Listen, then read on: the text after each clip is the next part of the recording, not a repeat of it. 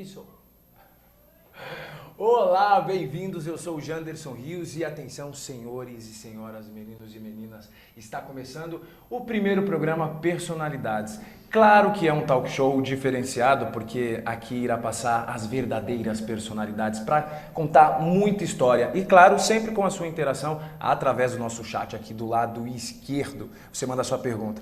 Bom, o programa de hoje de estreia não poderia ser diferente. É claro que eu tenho uma presença agradabilíssima, porque eu recebo ela, que é jornalista. Vamos lá, para a lista, presta atenção. Apresentadora, política brasileira, mãe de 3 filhas, palmeirense, budista. Seu lema é vida simples, sempre. Seu foco, até onde eu sei, ser prefeita de São Paulo. Para responder essas e muitas outras perguntas, eu recebo Sônia Gaspar Marmo, mais conhecida como Soninha Francine. Bem-vinda. Tudo bem? Quando eu atendo o telefone, quem tá falando é a Sônia? Ah, desculpa, liguei errado. Né? Soninha. Soninha pegou, né? Mesmo. Desde o colégio, eu sempre fui menor que as outras. Então... O bom é que vai te deixar sempre jovem, né? Soninha, né? Fica sempre esse aspecto de pode não ajudar muito quando você quer ser prefeita, né? Justamente por isso. Ah, mas a gente vai falar sobre isso. Tem que parecer mais senhora. Aliás, pô, se eu soubesse que você ia prometer personalidades com glamour, eu tinha posto um blazerzinho, entendeu? Ah, mas a sua inteligência já é o próprio glamour, Soninha. Olha, Soninha, eu quero agradecer. É o primeiro programa, eu também estou meio perdido aqui, porque eu estava até mesmo acostumado lá na Mix, né? Então, lá era aquela agitação toda. Aqui é um programa mais contido, né? Bate-papo, mas o mais importante é que você vai poder interagir e ficar pertinho da Soninha. A gente vai fugir um pouco desses clichês e, né, aliás, de todos os clichês, porque aqui eu quero que você pergunte exatamente o que você quer saber da Soninha e você sabe que a Soninha responde. Na é verdade, como que é a campanha Soninha? Hashtag Soninha Responde. Pergunta que eu respondo. Ou pergunta que eu respondo. Aliás, talvez eu não devesse responder tudo. Outro dia no ESC.FM me perguntaram, o que você faria diferente na próxima campanha, prefeita? Aí eu pensei se eu faria alguma coisa diferente e aí assim, eu não vou responder 200 vezes as mesmas perguntas que quando já me perguntam porque sabem a resposta e não querem saber exatamente o que eu penso. Estão cansados de saber o que eu penso, mas querem uma frase capciosa, querem um lead, querem uma manchete.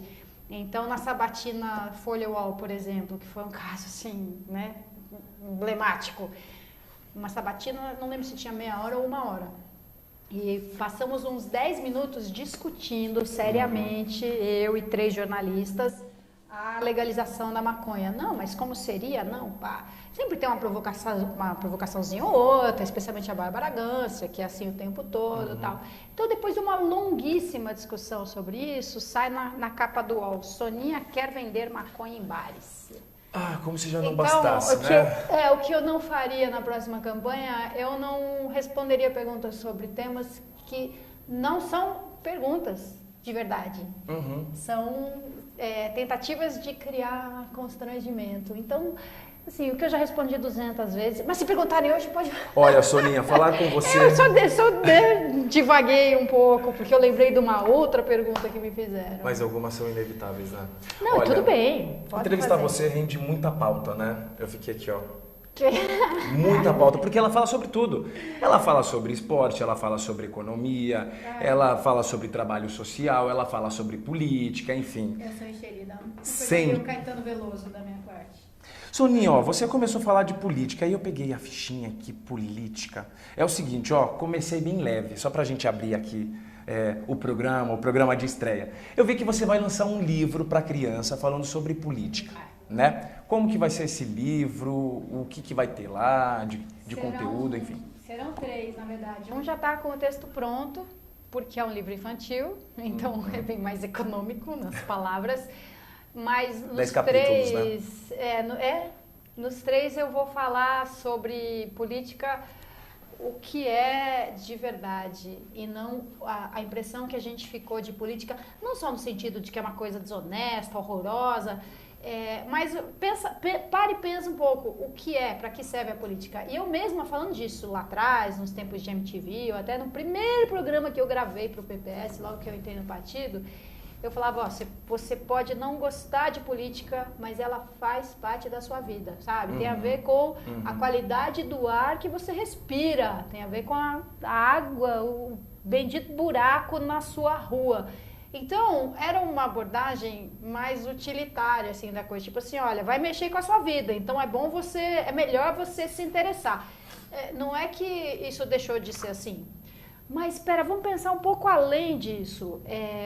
Digamos que não tem nenhum buraco na sua rua, você não está satisfeito com a sua vida, mas o que é política, de verdade, né? Pensando em política como uma forma super avançada, evoluída da nossa espécie animal, como forma de resolver divergências e conflitos, entendeu? E como você imagina que os pequeninos irão receber isso? Porque é isso que você falou, né? Política é vida, né? Parece que política é uma coisa à parte. E política envolve desde o ar, enfim, há várias coisas. Se para adulto, às vezes, que já foge tanto de querer saber o que é política, né? Como você sempre fala, às vezes acha que quem tem de fazer tipo, alguma coisa, pagar a dívida externa é o vereador do bairro, as pessoas não entendem muito bem, às vezes não sabem o que é o partido. Como fazer uma criança o vereador chega prometendo resolver os problemas do hemisfério, né? Não, eu sou contra tal coisa, o Mercosul.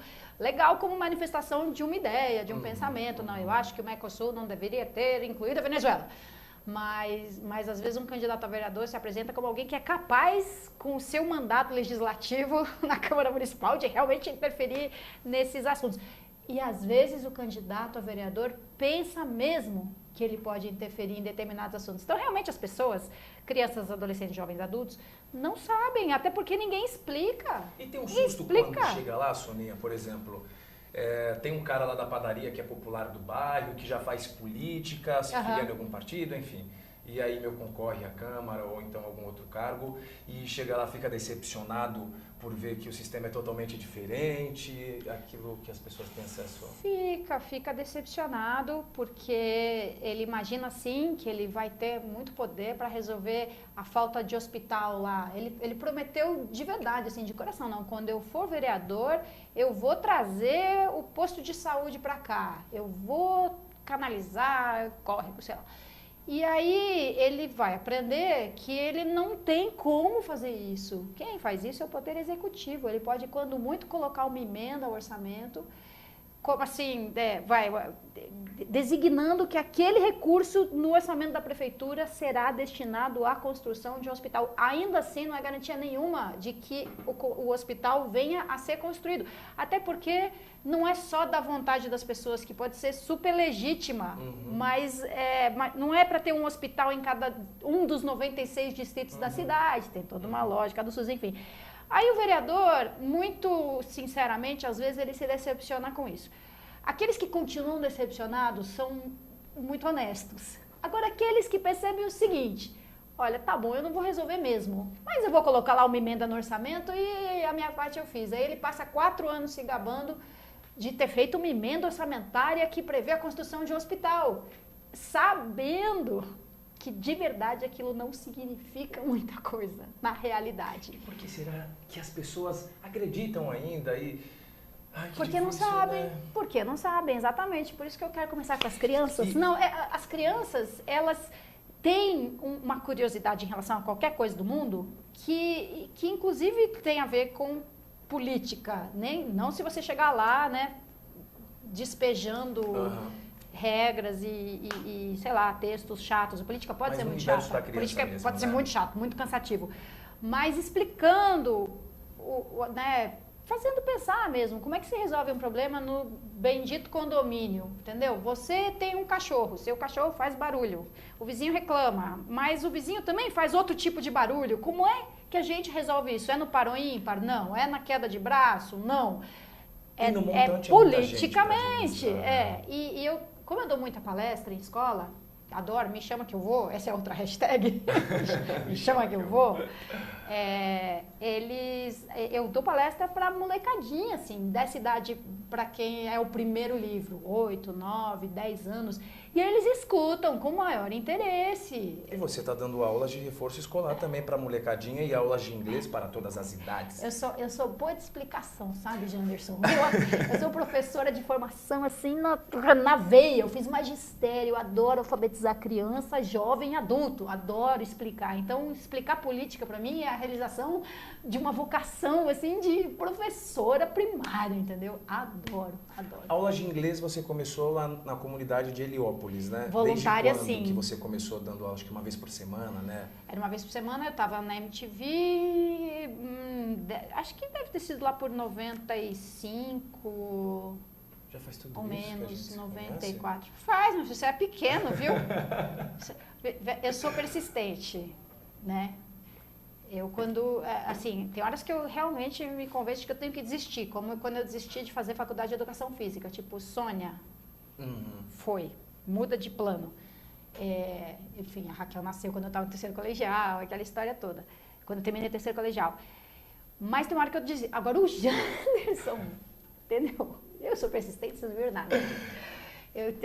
Então, por aí, Heliópolis era mais ou menos isso, 94, 95, eu sei porque foi o ano que eu comecei a apresentar programa na MTV, e regulava mais ou menos essa época. E, na verdade, lá não era inglês, era atividade com a molecadinha também, mais na linha de arte e educação. Com você. Mesmo? Tá vendo? Dessa parte eu não lembrava. É verdade, eu fui 2 vezes. Por isso que eu te perguntei, eu só não lembrava o ano. Mas eu fui, a gente até parou no Sonda, enfim, pra comprar lanche pra criançada. Eu ajudei a tia Soninha a levar o lanche lá pra criançada. Não, e aqueles bequinhos, né, de comunidade. Tinha umas tretas. Uma vez eu fui lá por uma outra razão. Eu falo isso porque foi um flashback agora, né, com o incêndio em Heliópolis. Eu fui lá por outra razão, lá para umas atividades corriqueiras e não tinha atividade. O pessoal todo da UNAS, que era o irmão de moradores, tinha todo corrido para uma emergência que tinha sido uma remoção de dezenas de barracos debaixo do linhão da Eletropaulo. Tipo, já tinha tido a intimação, saiam daí, não é seguro, aí não é lugar para morar, não pode. Aí aquela situação que vai tropeçando e vai se arrastando. E aí chegou um dia que veio a ordem judicial, saiam, aí eu lembro da Guarda Civil ali, né, tentando apaziguar, gente que já tinha saído dali, tinha ido para um abrigo temporário de Madeirite, já estava 10 anos o temporário, então já tinham reocupado a área, e assim, para onde foi todo mundo? Para a quadra da Escola de Samba Imperador do Ipiranga. Então assim, se não tivesse a quadra do Imperador do Ipiranga ali, eu não sei como é que seria, porque agora, mesma coisa, incêndio, dezenas de barracos, centenas de famílias, aí eu li lá a notícia no site da prefeitura, estão na quadra da escola de samba, quem puder contribuir com mantimentos, com roupas e tal. Aí eu falei, eita, Heliópolis. Você é uma política de alma, não de partido, né? Porque fazer política não precisa estar em nenhum partido, né? Você faz política com seu vizinho, numa atitude, enfim. Existem várias formas de se fazer política no seu emprego. Política, que faz parte das relações humanas todas, quando você tem um conflito, uma diferença. E militância, cada um tem a sua também. Eu queria te perguntar, e essa vontade está associado à tua religião? De onde vem essa vontade em fazer política, ajudar o próximo? Por quê? Olha, porque você é muito engajado. Eu acho que você tem umas 3 irmãs, como brincam por aí, porque ela tá em tudo. Eu só não me conformo, não me conformo. Fazer umas camisetas, não me conformo com as coisas. Não me conformo com lixo na praia, eu saio catando, entendeu? Me conformo. E isso veio da minha mãe, principalmente. No trânsito, jogando alguma coisa... Putz, capaz de parar o carro e assim... É loucura. E assim, já que eu não posso jogar de volta no carro... Dentro, né? Devolver. Tá bom, eu pego e jogo no lixo. Não, da minha mãe sempre foi inconformada, assim, muito inconformada, reclamava de tudo, em casa, do governo, da ditadura. Nada, professora de inglês ali, mas ela brigava na cultura inglesa, pelos direitos dos professores, ela criou uma associação de professores na cultura inglesa, depois foi super... no sangue. Quando ela saiu da associação, foi dispensada da cultura inglesa. Então tem um pouco do sangue da minha mãe, das freiras do colégio onde eu estudei, então tem a ver com religião nesse ponto, assim, eu era uma católica bem convicta, bem engajada, e as freiras do colégio eram da teologia da libertação, ou seja, elas defendiam que ser cristão e dizer ama teu próximo como a ti mesmo, é ser engajado no mundo, é não se conformar com a pobreza, com a desigualdade e tal. Então elas incentivavam isso na gente. E tinha um projeto social, eu dava aula voluntária lá para os meninos. E aí depois eu deixei de ser católica por uma série de dúvidas não respondidas em relação à doutrina e em relação à própria instituição da igreja, e já não eram dúvidas, eram críticas mesmo, enfim. Parei de ser católica, não tinha religião nenhuma durante muito tempo. E aí eu conheci o budismo, gostei muito, aos poucos, à medida que eu fui conhecendo, que as perguntas foram sendo respondidas, e eu quase não virei budista, com medo de que ser budista significasse abrir mão disso tudo. Porque como a ênfase é toda em você transformar a si mesmo, aí eu falo, bom, então eu vou parar de tentar resolver os problemas do mundo. E quando eu entendi que não é isso, na verdade você passa a enxergar e lidar com os problemas do mundo com uma outra disposição, né? Menos sujeito à raiva, por exemplo. A raiva parece um motor, e talvez seja até certo ponto, mas a partir de um determinado ponto, ela é paralisante, ela te desanima. O budismo é muito coerente, né, Soninha? Eu achei, por isso que eu virei budista. É muito coerente, né? Tem certas coisas que são óbvias, né? Tinha isso até, quando eu conheci, de achar algumas coisas óbvias. E falar, eu sempre pensei isso desse jeito, que legal ter uma religião que diz isso. Mas outras eram muito difíceis para mim aceitar. A compaixão incondicional. Eu falei, incondicional? Como? Como eu posso ter compaixão por alguém que explora a mão de obra escrava infantil e ganha rios de dinheiro com isso? Como eu posso ter compaixão? Pelas crianças, tudo bem. Pelo agressor, não. Então, eu tive que entender o que isso quer dizer para decidir, para querer ser budista. Fazer meditação é um exercício. É um exercício dificílimo. É dificílimo, né, Sonia? Para quem não para de pensar e fazer 3 coisas ao mesmo tempo. Eu tenho uma amiga que abandonou tudo e só faz meditação, até lá no centro. É? Apareceu em várias reportagens, enfim. E ela explica, né, tipo, quanto é difícil, né, se concentrar. É difícil. Bom, tenta, faz a 25 de março, imagina que loucura. Experimenta 5 minutos sem se deixar, não é sem pensar. 1 minuto, sem se deixar carregar pelo pensamento. Você fica 30 segundos aqui, depois de 10, você tenta, né? 10, você já não está mais aqui, você já está pensando, como é que eu vou embora daqui? Deixa eu pego um ônibus até Ana Rosa, depois da... Fora da meditação, em qual momento você tem esse silêncio? Ou nunca? Que você consegue deixar a cabeça ao léu, sem pensar em nada? Fora da meditação? Tem uns momentos assim, né? Na sua casa, por exemplo? Tem um cantinho que você gosta de ficar com seus gatos? Isso. Tem. Antes de... Assim, quando eu fecho o notebook e falo, chega, por hoje. E antes de eu subir e assistir um seriado, que eu adoro, tem um tempo no sofá, assim, bem ali quieta, os gatos e olhando. Tem algumas perguntas aqui sobre a sua vida. Eu falei que não ia cair nos clichês, então eu perguntei coisas que eu gostaria de perguntar e que vocês também podem perguntar, porque estamos ao vivaço na estreia do programa Personalidades, recebendo hoje Soninha Francini, né, que recusa apresentações. Todo mundo já conhece você, né, não, Soninha? mas é melhor. Explica. Olha, Soninha, eu gostaria de continuar falando sobre política, porque na verdade eu vi uma nota e eu queria fazer uma pergunta. Você tem um foco de ser prefeita de São Paulo, mas eu vi uma nota onde fala que você também está pretendendo em 2014 ser deputada federal. Como que é isso? Primeiro, trazer votos para o PPS, deixar o PPS mais popular, foco de prefeita continua, enfim. Fortalecer a bancada do PPS em Brasília é super importante para mim. Assim, eu gosto da atuação da minha bancada. Não quer dizer que eu concordo com todos os deputados o tempo todo, né? A gente não é fanático.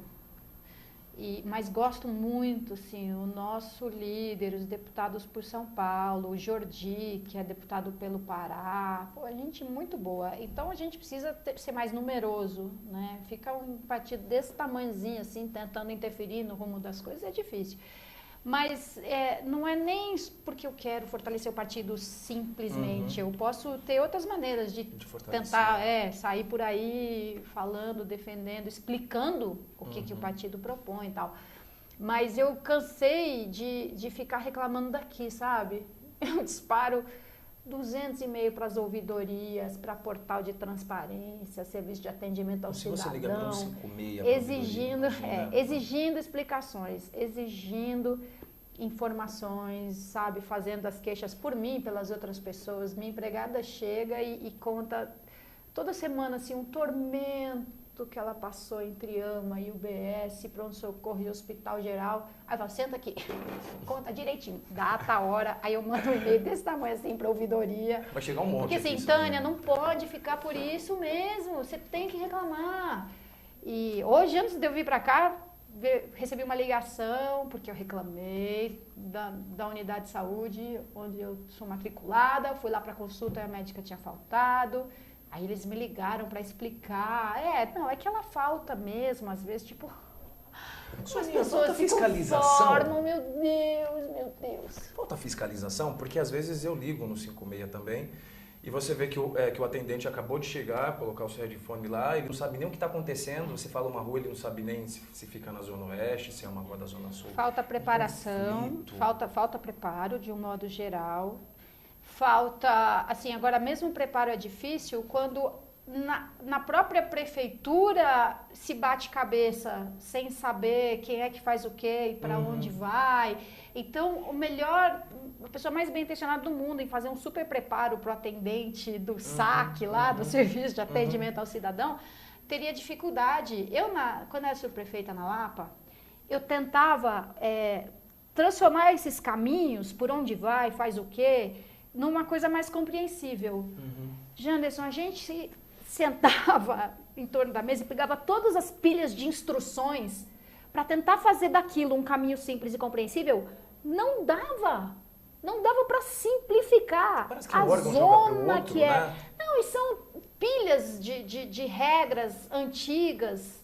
E até chega uma hora que elas são contraditórias, entendeu? Né? Então o cidadão que vai lá tentar obter um alvará para uma obra, ele vai se ver num emaranhado de regras que dependem inevitavelmente da interpretação de alguém, que pode ser alguém honesto ou desonesto, de boa vontade ou de má vontade. Então, a gente precisa melhorar o arcabouço mesmo, a estrutura, o funcionamento, o fluxo de informações. Senão, a menina do 156, mesmo que ela fosse hiper bem treinada como tem de ser, bem preparada, a informação é ruim. Às vezes eu ligava para pedir itinerário de ônibus. Tô aqui na Marquês de Itu, quero ir para tal lugar. Você pode me dizer qual ônibus passa aqui neste ponto em que eu estou? Senhora, não tenho essa informação. E não tem mesmo. Não tinha mesmo. Aí a SP Trans fez lá uma parceria com o Google, isso melhorou. Mas ainda é ruim. O próprio sistema não dá as informações corretas para uma pessoa que precise responder para você. Fica complicado, né? Já não tem o hábito de usar, né? Quem precisa, que identifica. Né, então, auxílio, mas aí que tá. Você falou, falta fiscalização. Ou mais transparência, talvez, tecnologia, não falta experimentar o serviço. Quem oferece o serviço ou quem zela pelo serviço, como a Câmara Municipal, por exemplo, eles não têm a vivência do serviço, não pega ônibus nunca, não tenta marcar hora na UBS para ver como é que é, não precisa saber o itinerário do ônibus por telefone. Não sabe na prática, né? Você sabe que hoje até no setor privado tem isso, né? A empresa que contrata clientes para não se identificarem, irem lá no restaurante para ver como é que eles são atendidos, irem no supermercado, e aí eles fazem um relatório da experiência de um cliente. A prefeitura precisava ter essa experiência do usuário, né? E ouvir o usuário e ouvir o funcionário. O funcionário está lá todo santo dia e às vezes ele sabe de alguns horrores que alguém com mínimo de autoridade poderia resolver, mas ele ali não pode. Desesperador ter como resposta, senhor, não sei. Né? Como não sei? Se você não sabe, como que eu vou saber? Que será, né? que será de mim? Aproveitando o ensejo, eu queria perguntar o que você achou desses novos pontos de ônibus, Soninha? Porque não condiz com a realidade. Lindos. Caíram mais uma vez no clichê da modernidade. Será que pensaram no quê? Porque não combina com o clima, com nada. Eu falei, é tipo obra do Niemeyer. O que é aquilo? É lindo de se olhar.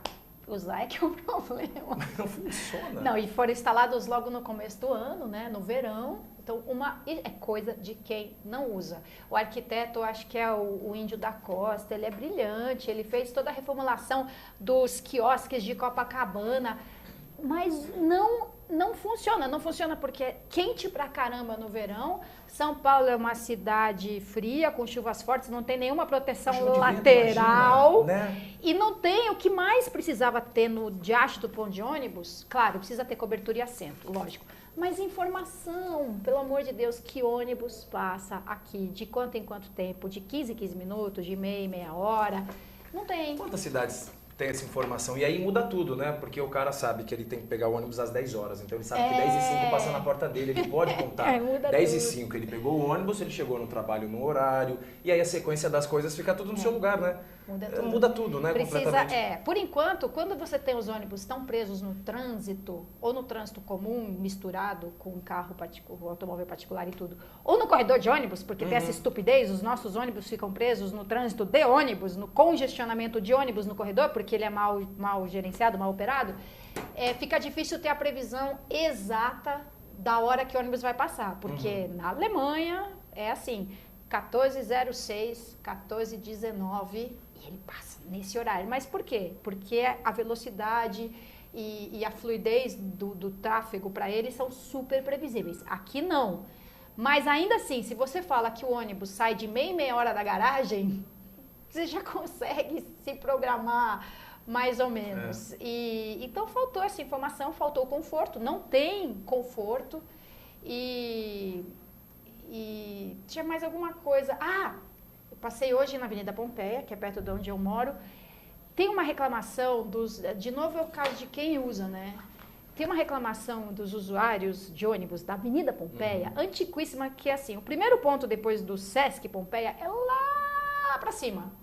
O segundo é logo depois. Então você tem dois pontos muito próximos um do outro e uma distância enorme até o Sesc, até a Francisco Matarazzo.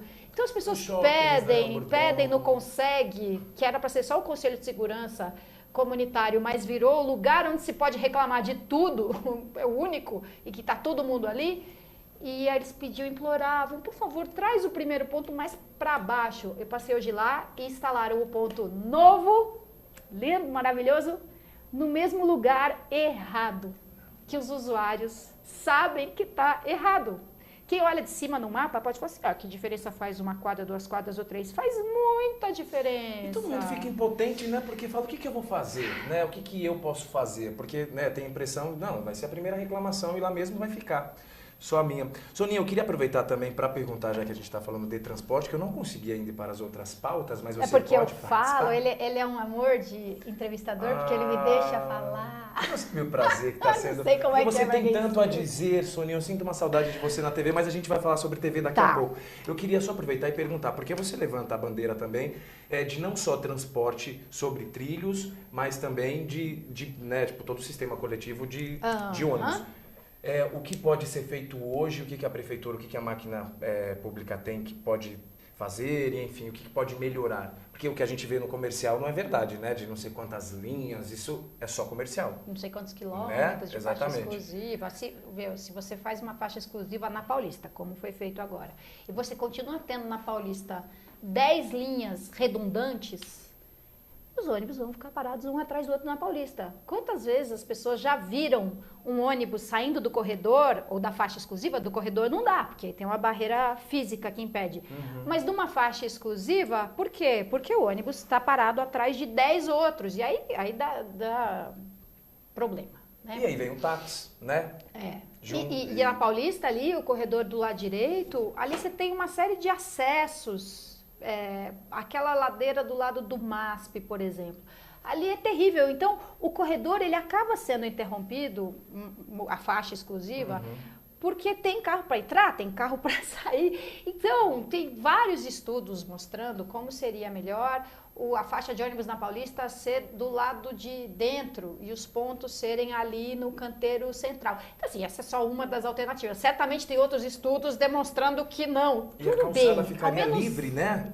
Pra gente poder andar. E o ônibus não teria que ser interrompido por todos os acessos à direita e esquerda. O que tem de estacionamento ali na Avenida Paulista, né? No prédio da Fiesp e em diante ali todos. Então, o corredor preferencial ou exclusivo fica muito prejudicado. Mas não é tanto obra civil que precisa fazer, quer dizer, obra de engenharia, intervenção. precisa ter a operação mais inteligente. Então, o que é isso? Não é proposta minha invenção, é o que já existe, o tal do sistema Bus Rapid Transit, BRT. E todo mundo sabe que existe no Brasil, todos os técnicos em transporte e os políticos da área também. É você fazer o corredor de ônibus funcionar com a mesma lógica do metrô. Quando você está esperando o metrô na luz, não vai passar, não, esse aqui só vai até a Sé. Se você quer ir até a Liberdade, você pega o próximo. E aí, se você for para Vergueiro, é um terceiro. Hoje, no ônibus, é isso que acontece. Você tem 20 ônibus até chegar ao seu. Quando no corredor, tinha que ser uma linha só. Como o metrô vai do Tucuruvi até o Jabaquara, o ônibus vai do Grajaú até a Praça da Bandeira. O Grajaú não é Praça da Bandeira, mas enfim, Campo Limpo, sei lá. Ele vai e ele volta. Então, você pode marcar cravados. A cada 3 minutos sai um ônibus lá do terminal do Capelinha. Porque está livre para ele chegar no horário, né, que o sistema vai informar. É super previsível o tempo que ele leva para passar em cada ponto e o tempo que ele vai levar para percorrer o trajeto todo. Então, não são 10 ônibus em fila num corredor ou numa faixa exclusiva, seja lá o modo, né, da interferência no viário. É isso, é simples. Você está entendendo? Em quanto tempo você conseguiria fazer uma mudança como essa? Você, SP-Trans, prefeitura, você que é o gestor do sistema, você tem que se debruçar lá e ver como é que vai fazer. As empresas que operavam linhas aqui, elas vão resistir. Ok, o gestor do sistema é o poder público. As empresas são concessionárias. Elas têm o direito de explorar um serviço que é determinado pela prefeitura. Então, isso faria uma diferença, assim, tão rápida. E é possível fazer essa faxina, né, para ontem? Organizar. Não é nada do outro mundo. Não é nada, outras coisas são muito mais difíceis de gastou resolver. nos pontos, Educação. né, Educação que você investe agora, você vai perceber os resultados daqui a muito tempo. Claro que se você melhora imediatamente o ensino, a turma que passou agora do primeiro ciclo para o segundo já tem uma diferença, mas já tem todo mundo que foi passando sem ter aprendido. Uma coisa grave e não é tão simples de resolver. Agora, você fazer o corredor de ônibus funcionar como se deve, como já foi inventado, como os técnicos de transporte coletivo da SP-Trans certamente estão cansados de saber, é a famosa vontade política. Parece que vontade política é abracadabra, né? Não, se você tiver vontade política, não é. Você pode ter a maior vontade política do mundo e fazer o diacho da máquina andar, é difícil. Desemperrar, mas o contrário, sem vontade política, nada anda, nada desemperra, nada. E você acha que será possível fazer tudo que estão prometendo aí de transporte sobre trilho até pelo menos 2014? Não, né? Claro que não. Bastante inviável, né? Claro que não. Tem linha... O que tem pronto hoje, Soninha? Do que a gente vê? Porque eu sei que você fiscaliza por si só, né? Você vai lá, pega o Twitter, informa, vai atrás. Então, quase pronto a linha amarela que tem que chegar lá até a Vila Sônia. Quase pronto, né? Butantã, Morumbi, isso vai facilitar bastante o acesso ao estádio do Morumbi. Quase pronto, não tanto o Expresso Tiradentes, né? O monotrilho que sai ali das juntas provisórias, uma obra que já era para estar pronta, pelo amor de Deus, coitado de quem mora ali perto da Luiz Anhaia. Não, era para ter sido concluída já na gestão anterior. Mas, na verdade, ela não tem um impacto tão grande assim sobre a Copa do Mundo, mas ela é muito necessária. Então, as obras de mobilidade para a Copa, o trem até Cumbica, cadê? Sabe assim, o monotrilho até o aeroporto de Congonhas, muito atrasado. O do trem para Cumbica, eu sei por que atrasou, pelo menos. Porque às vezes eu não sei. Mas no caso de Cumbica, ali vai ser um trem feito no modelo PPP, quer dizer, o setor, alguém, né, uma empresa, um consórcio de empresas investe e paga a obra, banca a obra e depois explora o serviço para recuperar o seu investimento. Como atrasou muito a ampliação do aeroporto de Guarulhos, que também já era para ter sido feita há séculos e aí embaçou, e agora saiu a concessão e agora as obras estão andando com velocidade desejada, então você não tinha garantia. Você que é um empresário responsável, que vai pegar um empréstimo, por exemplo, e pretende honrar um empréstimo que você pegou com o BNDES, coisa que nem todos são. Você precisa ter a garantia de rentabilidade do serviço. E sem a ampliação de Cumbica, essa garantia não existia. Então, um empresário sério só investe se ele souber que ele vai ter retorno. Um empresário risco, picareta, né? pega um dinheiro qualquer a fundo perdido e que se dane, depois o problema não é meu. Então, esse pelo menos, às vezes eu não consigo descobrir, mas isso quando eu era subprefeita acontecia, eu falava, pelo amor de Deus, onde é que isso aqui está parado? Aí você tem que ir garimpando até descobrir onde é que parou o diacho do processo. Você não respondeu, você quer ser prefeita de São Paulo em 2014? Ou deputada federal? Não, então, vou ser candidata a federal no federal. Tá. Mas eu continuo querendo mais do que tudo ser prefeita de São Paulo. Eu não errei ao abrir o programa falando que o seu foco é ser prefeita de São Paulo. Não, é o que eu mais quero. E essa vontade veio só pra gente ter na política, porque eu quero falar sobre televisão, várias outras coisas, e quero falar com você também, você falar com a Soninha.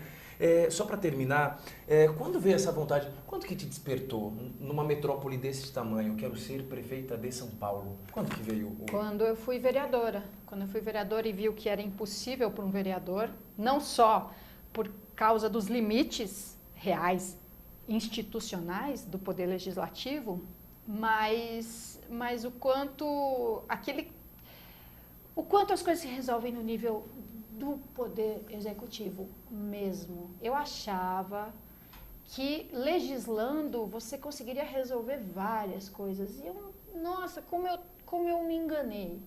Aquilo que você estava falando no começo do programa. Não, você cria lei para resolver o problema. Então eu acreditava mesmo que assim, alguém tem que fazer uma lei para resolver esse problema. E, nossa, isso é tão equivocado. Você vê agora, bullying é um problema super sério. Então, está em discussão no Congresso Nacional uma lei, acho que o relator até é o Jean Willis, para determinar o que é o bullying e a penalização e a criminalização do bullying, vai ser um típico penal. E eu falo, é assim que vai resolver. Você faz uma lei contra o bullying. Então, eu fui vendo cada vez mais o quanto não sequer precisa fazer leis para resolver problemas, ou não adianta fazer leis para resolver problemas que poderão ser resolvidos por alguém, um chefe de poder executivo que tenha real conhecimento do problema em toda a sua dimensão horizontal e vertical. Você precisa de mais suporte para suas ideias serem proporcionais na prática, né? Porque você sabe onde fazer, como fazer, mas precisa de mais poder, que é essa palavra. Exatamente. Tem que ter poder, que é igual a possibilidade. Poder todo mundo pode. Inclusive, alguém escreveu um texto super esquisito, que eu nem posso falar que é um jornalista, porque de fato não, é sobre a Sutaco. Dizendo que a Sutaco era usada para abrigar a ex-vereadora Soninha. Que sacanagem. Não, achei um absurdo. Sutaco, Superintendência de Trabalho Artesanal nas comunidades. Fala desse episódio resumidamente para a gente, Soninha, porque nós temos 9 minutos de programa. Então, Sutaco é uma superintendência com 40 anos de existência, que trabalha no fomento à atividade artesanal, como geração de renda e também como patrimônio cultural, como preservação de um conhecimento. Então, é o valor tangível e o intangível, mas que resulta não tem um gasto também... alto, você falou para o Estado, né? Nada, é um orçamento minúsculo. E eu já saí da Sutaco em 2012 para ser candidata. 2012. E, cara, mas quando eu fui, as pessoas zoaram muito, assim, olha onde encostaram a Soninha, vai fazer artesanato. Cara, eu amava Sutaco, depois que eu saí de lá, mais ainda, assim, pelo sangue que as pessoas dão. Uma autarquia desse tamanhozinho, com orçamento minúsculo, com 10, 15 pessoas carregando aquilo no braço, porque amam o artesanato, o artesão, a geração de renda, a inclusão, vão para presídio fazer cadastramento de artesão, uma coisa divina. Aí a jornalista escreve, ela era usada para abrigar a ex-vereadora, usada para abrigar. Mas a Folha como se faltasse preciso registrar que a Folha se retratou. E disse, não quanto aos adjetivos, né? Mas assim, objetivamente, a Sutaco tem 40 anos, eu saí da Sutaco em 2012. Você ficou 1 ano e 4 meses usada para brigar. 1 ano e 4 meses. Foi.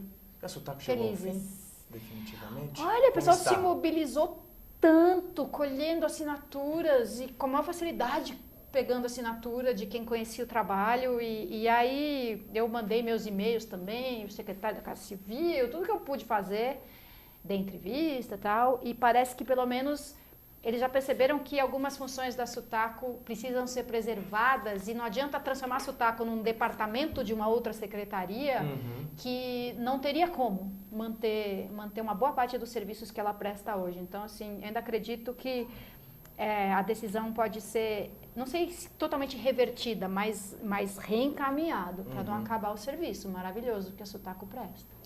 Hoje o programa foi super rápido, Soninha. Eu quero que você volte, tá? Mas eu quero te perguntar ainda sobre algumas coisas. Vamos falar Você vai ter que botar um reloginho igual de xadrez aqui, né? Porque e eu vou vir sem ficha da próxima vez. Nunca me deixam também, falar tudo que eu quero falar. Aí ele deixa. Inclusive teve um debate que você entendendo? foi, acho que foi na Record News, que todo mundo te cortando. Eu fiquei com a vontade de cair lá naquele vídeo. Eu falei assim, deixa ela falar, pelo amor de Deus, quanta provocação. Aliás, não foi eram na Record perguntas. News mesmo, foi né? Na Record News, não eram perguntas, eram provocações. Eu tava assim, Soninha. Falei, nossa, provocações na cultura, pelo amor de Deus. Bom, é muita coisa para falar, mas vamos falar sobre vida. Eu tenho uma curiosidade assim absurda. Eu sou fã, admirador, enfim, do teu trabalho como apresentadora, do teu trabalho social, fã da tua pessoa, e você sabe disso, não é, a gente não está trocando só elogios ao Léo, não. Protocolares. Exatamente. Boa. Como é o seu dia a dia? Você acorda, faz o quê? Você se preocupa em primeiro tomar café? Vai primeiro ao banheiro?